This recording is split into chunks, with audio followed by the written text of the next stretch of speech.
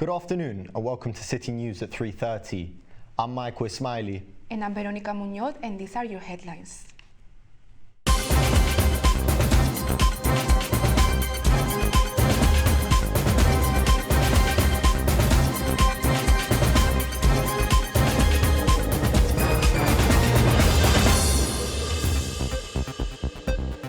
Acid attack suspect is a convicted sex offender. Hundreds injured and several dead in Kenya gas blast. And the teenage killers of Brianna Ghey are named in court.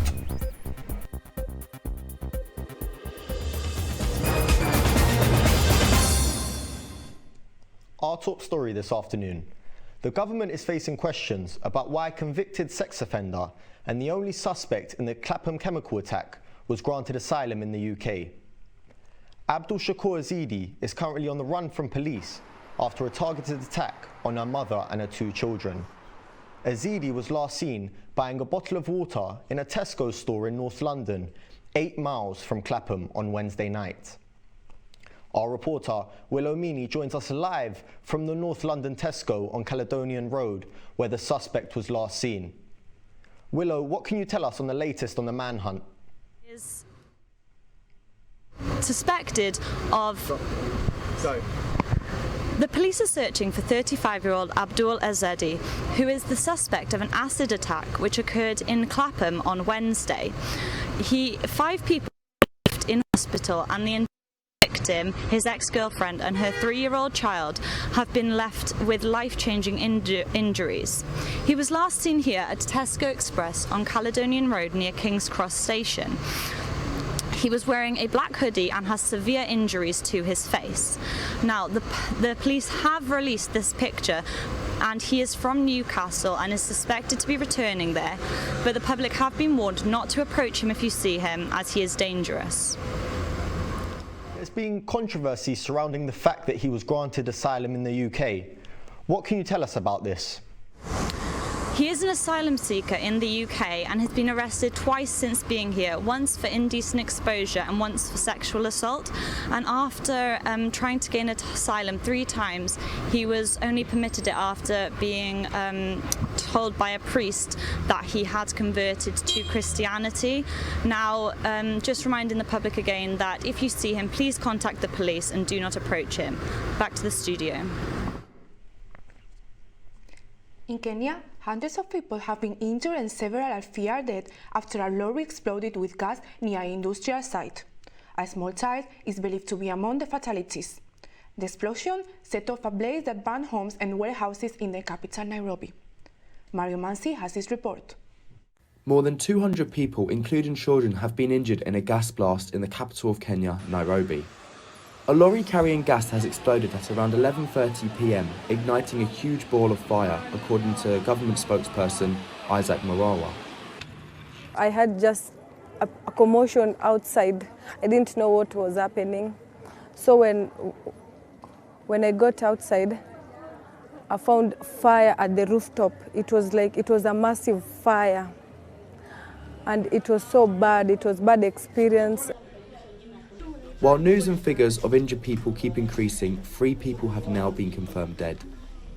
The Energy Regulatory Authority of Kenya has confirmed this gas facility is illegal and has arrested 3 people during a joint raid of law enforcement agencies. The guards in charge of surveilling this gas facility have been arrested by the Kenyan police at 8 a.m. this morning. The lorry was leaking for at least an hour before it exploded. Locals are in need of urgent blood donations, and Nairobi's county governor has waived the medical bills alongside the Red Cross, who's already driven 271 victims to hospital. Not only people, but also their homes, cars and material possessions are scorched. In response to this tragic event, the Kenyan government is committed to paying 2 months' worth of rent to the victims. 9 single mothers as well as 21 children are now in aviation training school. This is Manzi for City News. 2 teenagers who murdered 16-year-old Brianna Ghey have been named for the first time ahead of sentencing after reporting restrictions were lifted. Scarlett Jenkinson and Eddie Ratcliffe, both 16 years old, lured the transgender girl to a park near Warrington before stabbing her 28 times. During the trial, the court heard how the murder had been planned for a long period of time before it was carried out in February last year. Both teenagers now await sentencing. First responders in Florida say several people are feared dead when a small plane crashed into a mobile home park near Tampa Bay. The Clearwater Fire Department were called into action after a single-engine Beechcraft Bonanza crashed directly into one of the mobile homes, causing a big fire and forcing the site to be evacuated. The pilot reported engine failure shortly before the crash. The Foreign Secretary, Lord David Cameron, has said that the UK is considering recognising a Palestine state as a step towards peace in the region. He spoke on this during his visit to Lebanon on Thursday. Our reporter, Willow Meaney, has this report. Having announced this idea to the Conservative Middle East Council, Cameron spoke on it during a visit to Lebanon. The hope is to ultimately make an irreversible progress to a two-state solution. Cameron says the UK has a responsibility to start setting out what a Palestinian state would look like for a long-term political solution beyond a permanent ceasefire in Gaza. Some Conservative ministers have demonstrated anger at this idea, suggesting that recognising Palestine would be rewarding Hamas. Hassam Zomlot, head of the Palestinian mission in London, called Cameron's comments historic, saying this action would be a contribution to a peaceful solution. Along with the UK, the US has announced plans to recognise a Palestinian state. We've always said is we believe in a two-state solution, a secure Israel within its borders and a secure and stable Palestine within its borders. That's long been our position. And of course, as part of that, Britain, along with other countries, would recognise Palestine as a country and recognise Palestine at the United Nations. It could be something that we consider as this process, as this advance to a solution becomes more real. Coming up after the break, we see how a nightclub opening is causing a problem in North London, and also everything entertainment, including the most expensive TV commercials in the world, as the first halftime ads for the Super Bowl are revealed.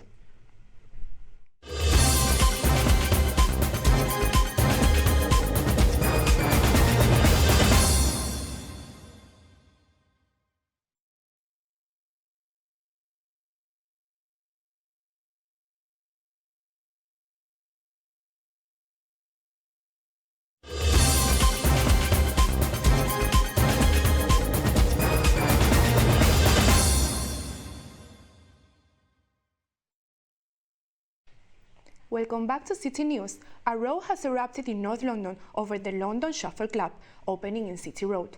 At an Islington Council meeting last night, several residents have complained about the disturbances they say the club could cause. One of the residents, Andre Baligier, told me why there's uproar in the local community. We all received a letter, and as part of this letter, like he was saying, they wanted to extend the opening hours on the weekends in particular up to 1:30 a.m. Because of issues in the past in the building with the previous tenants. There was a bar basically in the same unit. Like all the residents were unhappy about this potential planning application. This same venue who wants to open in this commercial unit, they were in shortage, but they were closing at 11 p.m. indeed, and they lost their license recently, and that's why they want to move to this commercial unit instead. But now they're asking for 1:30 a.m. This is what the residents don't understand, because it doesn't make sense for us that a venue that used to close in Shoreditch in a quite busier area at 11 p.m. would now ask to close at 1:30 a.m. We had to complain to the noise police very regularly, so I think there were in total at least 5 or 6 complaints like towards the very end before they closed, as well as very frequently we were seeing like the aftermath on the day after. So for example, glass broken on the street just in front of our door, vomits. Residents and professionals who chose to live in City Road for their proximity to hospitals and working spaces are considering changing neighborhood if there are further disturbances. So if I'm bothered by this, I could rent out the place and then move somewhere else. Now, all the entertainment news with some big moves in the music industry. Houem has the latest.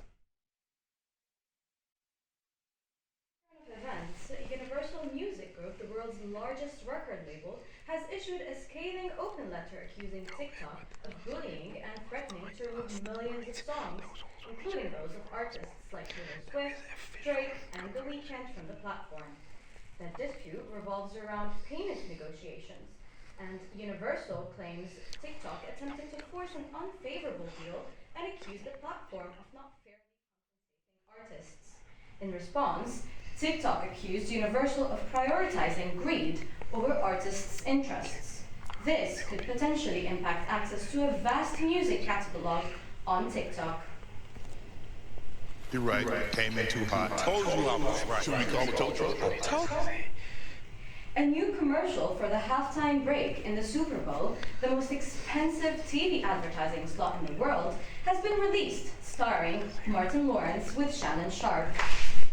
You're right. Came in too hot. Told you I was right. Should we call a tow truck? A tow truck? Man, you built like a tow truck. Just go get it. Here, pull my oikos. Those are show muscles. I'll show you muscles.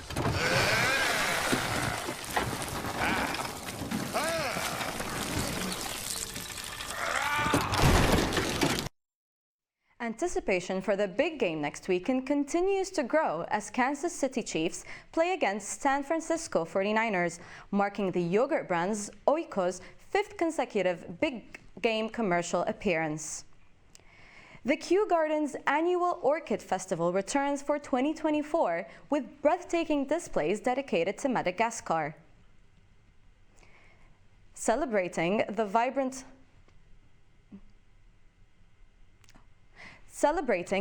flora of the Indian Ocean island, the display transforms the botanical garden in southwest London to a vibrant tropical paradise, highlighting Madagascar's fascinating biodiversity. It runs from tomorrow until the 3rd of March. Adele is back for her first European tour since 2016 and announces 4 nights booked in Germany, where the Grammy-winning star will be performing in Munich's Messe Exhibition Center on the 2nd, 3rd, 9th, and 10th of August. The center holds 80,000 fans. Ticket registration for the Munich show is now open on Adele.com and closes on the 5th of February. And general sale opens to the public on the 9th of February. Coming up after the break, sport, with more details on Lewis Hamilton's move to Ferrari.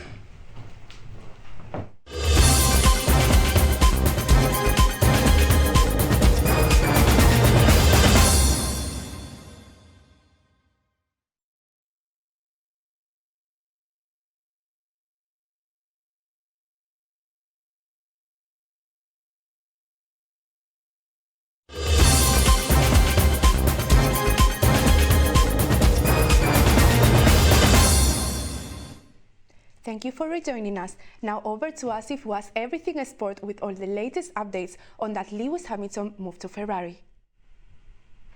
Even though it was deadline day in football last night, there was also a major move in another sport. There was official confirmation that Lewis Hamilton will join Ferrari in 2025.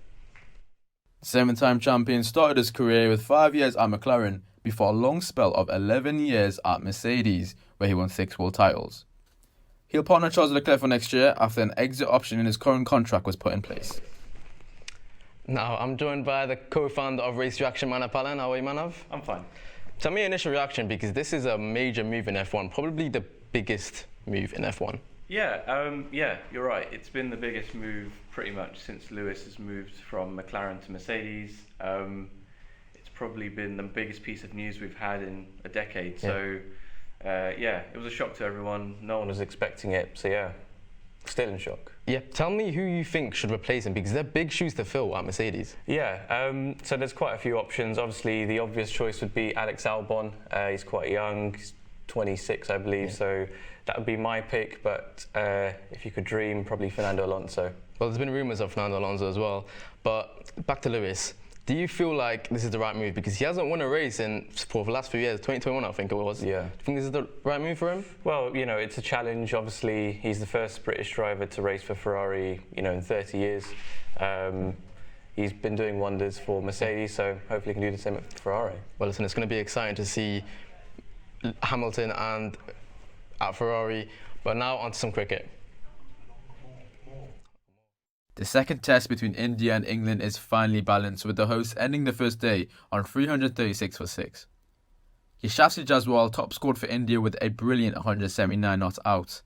For England, the spinner Shoaib Bashir impressed on his debut with 2 wickets, and fellow teenager Rehan Ahmed also claimed 2 wickets. India marginally have the upper hand, but England won't be too disheartened thanks to their bowler's performance. As mentioned before, the January transfer window for English clubs has officially closed last night, but there weren't many big-name moves, with the Premier League spending down by £700 million compared to last year.